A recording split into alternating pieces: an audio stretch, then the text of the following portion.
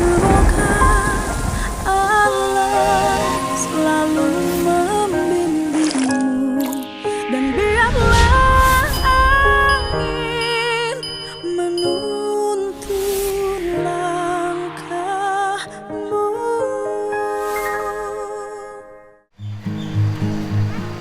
Kita ketemu lagi sama Profesor.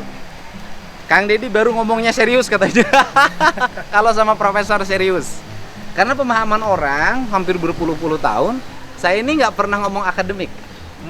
Karena kan ngomongnya sebanyakan di depan warga, spontan, didasarkan pada daya serap, daya pemahaman mereka. Padahal kalau mau jujur-jujuran, Sunda itu ngajarin filsafat yang sederhana. Ya kalau di barat kan filsafatnya agak jelibet tuh. Ya. Ya kan kalau di Sunda itu kan filsafatnya yang mudah dicerna. Iya. Kalau pengetahuan mah nggak ada dikotominya lah. Nggak ada. Yang jelas setiap daerah punya pengetahuan masing-masing. Sini aja, Wak. Lebih gampang. Sini.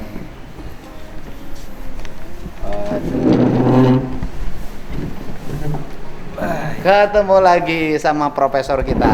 Aduh. Yang sama-sama nama Mulyadi, cuman beda jumlah pacar. Saya lebih banyak. Iya nih, baru satu saya. Satu. Prof, nih setiap daerah itu punya yang disebut dengan kearifan. Betul. Nah, kearifan itu menjadi nilai. Nilai itu kan menjadi tradisi. Tradisi menjadi kebudayaan. Nah, kalau Jepang itu kan antara kebudayaan dengan agama bersatu. Menjadi Shinto kan? Ya. Kemudian Cina sama. Nah, di Nusantara dulu setiap daerah itu kan punya kearifan, kebudayaan, dan di dalamnya nilai keyakinan. Iya. Orang Jawa punya kejawen. Ya. Kaharingan Kalimantan ya? Keharingan itu Kalimantan Kaharingan. Orang Sunda itu punya Sunda Wiwitan. Nah, menjelang pilkada kemarin Sunda Wiwitan tuh menjadi sesuatu yang sangat luar biasa. Karena orang punya pemahaman saya ini adalah penganut agama Sunda Wiwitan. Oke. Yang benar itu adalah saya orang yang melaksanakan pola hidup, kemudian tata cara hidup berdasarkan nilai-nilai kesundaan yang diwariskan oleh leluhur saya, yang itu disebutnya Sunda Wiwitan. Gitu loh. Gitu kan? Cuman saya bersyariat Sunda. Ada syahadatnya, ada sholatnya, ada zakatnya, ada puasanya, ada hajinya gitu loh. Tetapi kan dalam pandangan saya nggak ada salah dong saya ngajarin Sunda Wiwitan.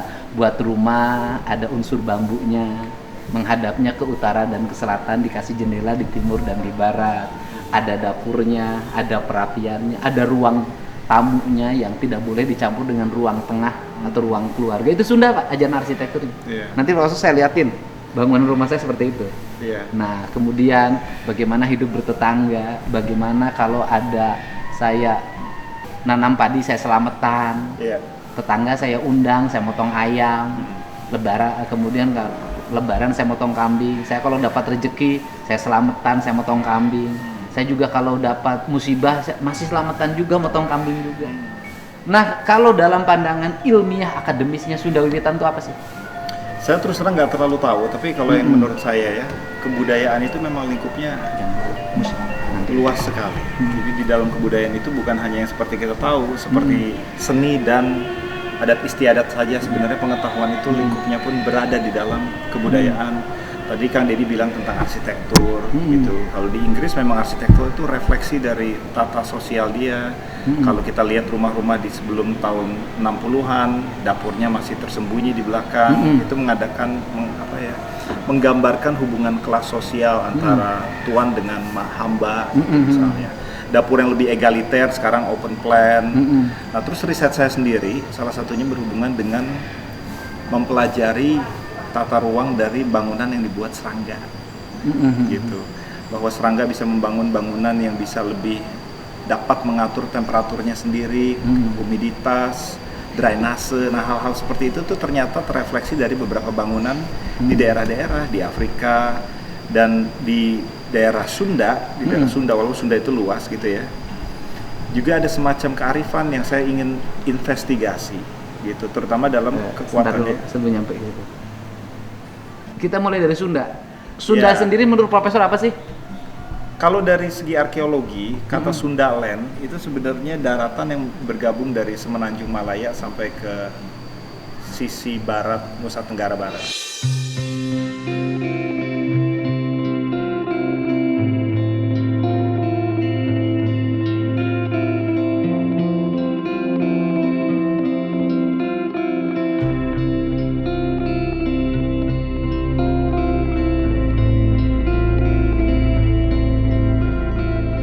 Ya, sekali lagi nih, Daerah situ. Sunda itu dalam pandangan arkeologi adalah daratan Iya, yang menghubungkan menghubungkan dari semenanjung Malaya semenanjung Malaya sampai ke sampai ke kira-kira sebelah barat garis Wallace begitu. apa di mana itu? Ya, dari Kepulauan Halmahera ke bawah sampai ke bagian barat dari Nusa Tenggara Barat. Itu disebut Sunda Land Sundaland. sebenarnya. Yang orang Sunda dulu menyebutnya Sunda kecil. Bisa jadi, tapi saya tahu dulu peradaban manusia yang kalau diteliti itu lahirnya dari Afrika, itu pertama kali sampai ke tanah air itu lewat jalur Sunda. Gitu. Ada 3 babak masuknya manusia purba ke Indonesia, dari di atas 10.000 tahunan sampai yang terakhir di 3.000 tahun terakhir dari utara yang sekarang disebut daerah Taiwan. Oke. Ini asal muasal dulu nih. Oke. Oke. Orang Sunda, orang Jawa, gitu kan. Taruhlah orang sekarang di daratan Pulau Jawa aja dulu. Ini teh asli yang muncul dari tanah ini atau dia migrasi? Kalau kita lihat gabungan dari dua-duanya, bahwa manusia yang disebut Homo erectus yang terakhir itu berada di daerah Sundaland sebenarnya. Kita bisa lihat kalau segi dari DNA gitu ya, itu gabungan sebenarnya. Jadi ada penduduk Imigran asalnya, sama penduduk asalnya. ada imigrannya. Iya. Nah pertanyaannya adalah penduduk asalnya itu dari mana? Agak rumit. Sorry ya, kamu sih ngajak saya serius. Ya, DNA itu hanya salah satu cara melihat ya. Oke. Sebenarnya bukan hanya satu-satunya. Mm-mm. Gitu, bahwa DNA itu bisa melacak dari mana leluhur kita berasal. Karena jejak DNA-nya bisa ditemukan di daerah-daerah lain. Tapi bukan itu satu-satunya melihat. Itu pertanyaan yang terus orang tanyakan, dari mana leluhur kita sebenarnya berasal. Tapi kalau dilihat dari bukti-buktinya, itu gabungan antara manusia purba dengan manusia modern, Homo sapiens. Manusia purba dengan manusia modern. Jadi kalau di daerah sebelah timur dari garis Wallace, itu ditemukan DNA dari manusia purba jenis lain, Denisovans, seperti itu. Yang di sebelah barat itu punya keragaman yang sangat berbeda dari segi DNA, karena dulunya nggak nyambung lempengnya seperti itu. Nah, karena air laut menurun, akhirnya jadi pulau-pulau. Oke, kita jelasin dulu nih agak rumit. Apa yang disebut dengan manusia purba dan apa yang disebut dengan manusia modern? Nah, kan netizen ini nggak semuanya ngerti, Pak. Ya, mereka berasal dari garis evolusi yang berbeda. Seperti itu. Manusia modern itu datang dari Afrika, gitu ya, dari daerah pusat Afrika. Manusia modern tuh manusia yang sudah berperadaban. Sudah, ya DNA-nya sama kayak kita, seperti itu. Badannya juga kecilnya sama, besarnya sama. Jadi seperti kita gitu ya. Masalah berperadaban atau tidak itu tergantung dari berapa lama mereka ditarik sejak bisa menemukan tulisan. Artinya manusia sempurna. Ya, manusia yang seperti kita, Ya kan, yang seperti kita bentuk tubuhnya untuk tubuhnya. dan sudah mengenal bahasa. Dari setidaknya 5.000 tahun yang lalu. Oke. Kan bukti dari mereka mengenal bahasa atau tidak kan terlihat dari tulisannya, seperti itu kan. Kalau bahasa verbal, ya kita agak sulit untuk memverifikasi seperti Oke. itu. Tapi dari tulisan, kita bisa lihat dari peninggalan Mesopotamia, dari Egypt, dan dari Cina, seperti itu. Nah kemudian kalau manusia purba itu siapa? Pertanyaan siapa itu agak sulit gitu ya. Karena siapa itu kita taunya tentang Denisovan, terutama itu dari giginya, fosil giginya yang kita temukan di daerah Rusia misalnya. Atau gini aja, manusia purba itu manusia yang bentuk tubuhnya tidak seganteng kita. Ya, ganteng kan relatif ya. Oke. Tidak sesempurna kita Mungkin tidak sempurna dalam menjalankan atau badannya tidak aktivitas setegap kita. mereka lebih besar badannya dari kita.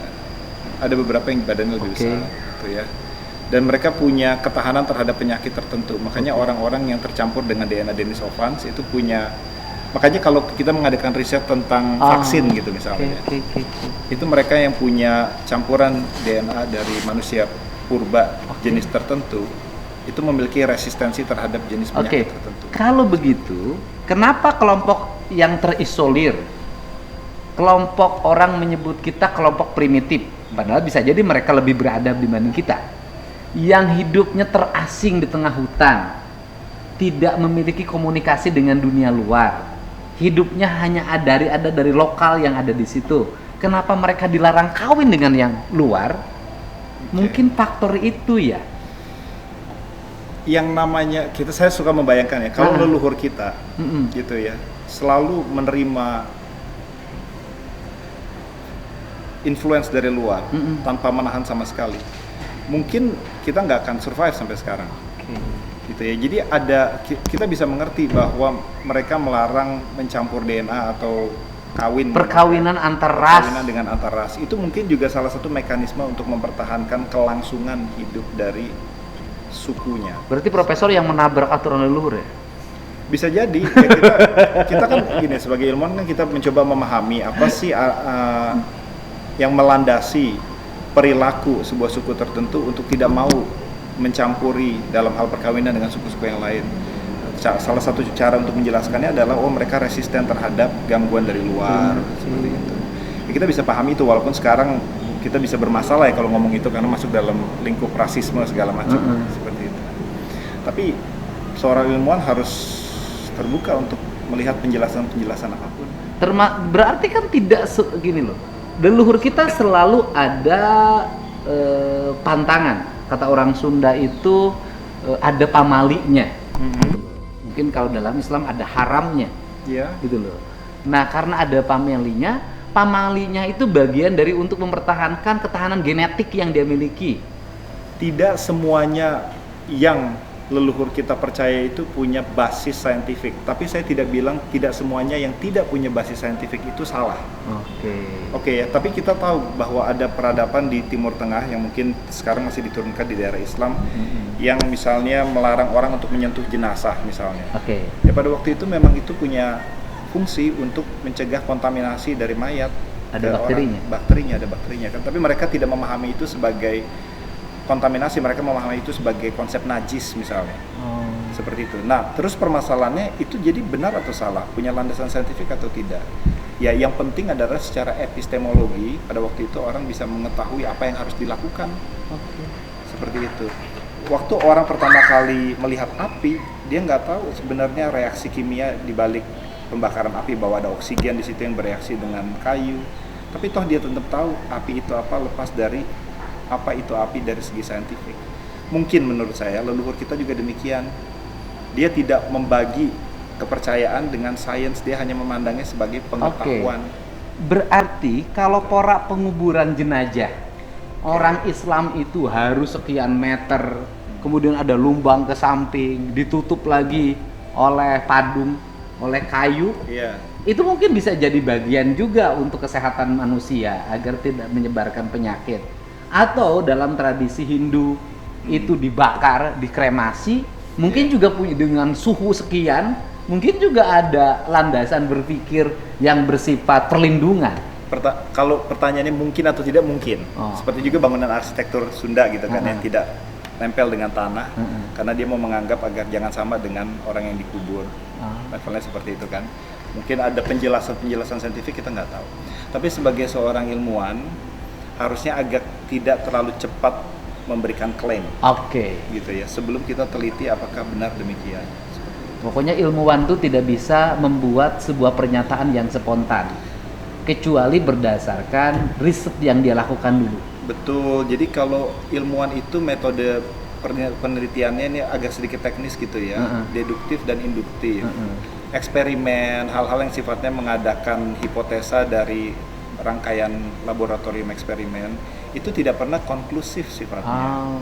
Jadi agak sedikit tabu bagi ilmuwan, bahkan ilmuwan yang ternama sekalipun melakukan penelitian lalu bilang ini 100% demikian. agak sedikit tabu.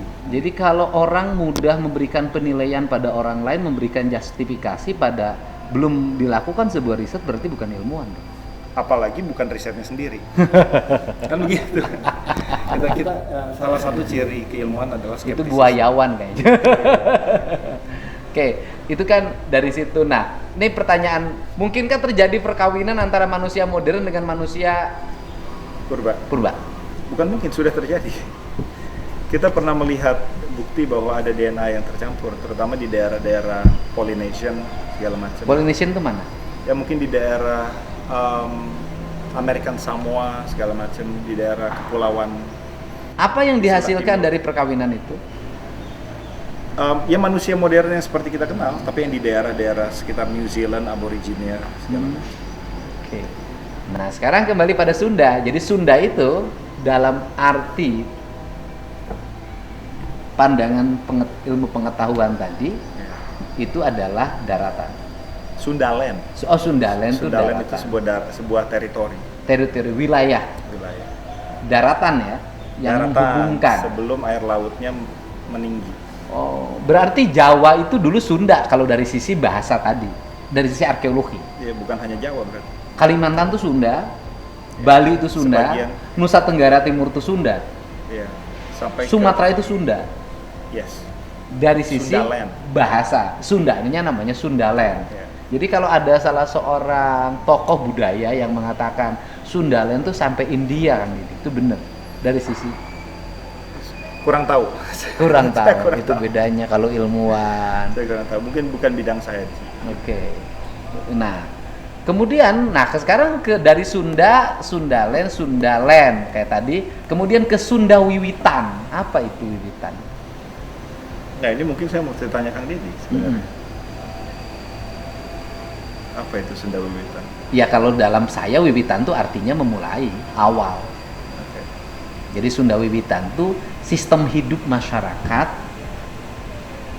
pada sebuah wilayah Ya. yang mengajarkan tentang nilai-nilai kearifan hukum yang berlaku pada lingkungan itu. Ya gitu tadi, kayak bikin rumah itu harus pakai kolong, gitu kan? Harus dikasih jendela timur dan barat, menghadapnya ke utara dan ke selatan, tujuannya agar matahari masuk kan.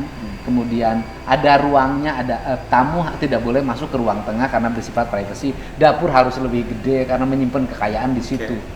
Berarti bukan hanya mengatur hubungan vertikal dari yang spiritual dengan yang Malah nggak ada spiritual. semuanya hubungan horizontal. Karena kalau Berarti di cara pandang hidup kalau di lebih- Wiwitan itu kan hubungannya hanya hubungan horizontal. Jadi baik dengan alam, baik dengan manusia, maka dia baik dengan Tuhan. Oke. Makanya kan di Sunda Wiwitan kan tidak ada, orang kalau nyebut itu agama, kan tidak ada tempat ibadahnya. Ya. Karena seluruh alam ini adalah tempat dia beribadah. Menarik. Setiap perbuatan kebaikan yang memberikan manfaat bagi alam, lingkungan, dan manusia adalah perbuatan ibadah. Nah itulah kalau ketika masuk ajaran Islam dari sisi syar'i, makanya mudah banget. Untuk di Karena tidak ada perlawanan spiritualitas.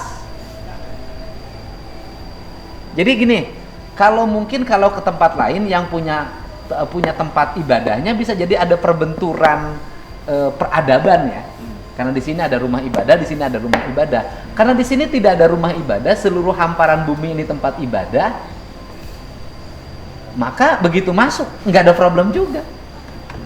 Hanya nyuruh orang untuk salat, nyuruh orang untuk puasa, nyuruh orang untuk bayar zakat, nyuruh orang untuk haji dari sisi ininya yang diawali dengan bersyahadat. Kang Deddy merasa ada benturan atau dianggap Tidak. membenturkan antara Islam Sebenarnya dan Wiwitan? selama ini tidak pernah ada perbenturan. Toh orang yang tinggal di desa dia mengajarkan ajaran Wiwitan dalam sebuah tradisi kehidupan, tidak pernah ribut dengan syariat Islam. Oke. Kan menjadi ada benturan sekarang aja ketika ada kapitalisasi politik itu aja. Di tradisi nggak ada, selama ini nggak pernah ada ribut.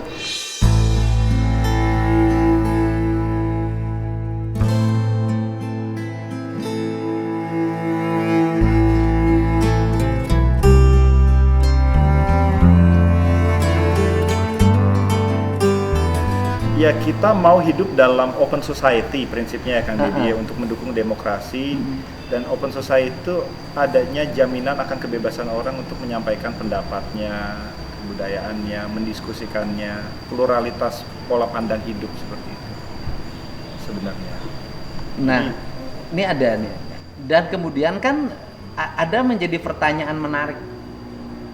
Ketika kita hidup di alam ini, kan harus ada kebudayaan yang mengatur tentang hubungan alam.